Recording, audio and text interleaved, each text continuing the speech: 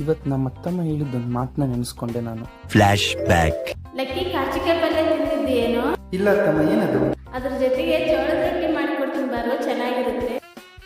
ತಕ್ಷಣ ನಾನು ಬಂದೆ ಬಳ್ಳಾರಿಗೆ. ಅಷ್ಟೊತ್ತಿಗೆ ಅತ್ತಮ್ಮ ಕರ್ಚಿಕಾಯನ್ನ ಕ್ಲೀನ್ ಮಾಡಿ ತೊಳ್ಕೊಂಡು ಚೆನ್ನಾಗಿ ಬಾಣಲಿನಲ್ಲಿ ಫ್ರೈ ಮಾಡಿಕೊಂಡ್ರು. ಒಗ್ಗರಣೆ ಹಾಕ್ಕೊಂಡ್ರು, ಅದಕ್ಕೆ ಗಾರ್ಲಿಕ್ ಮತ್ತು ಆನಿಯನ್ಸ್ನ ಹಾಕಿ ಫ್ರೈ ಮಾಡಿಕೊಂಡ್ರು.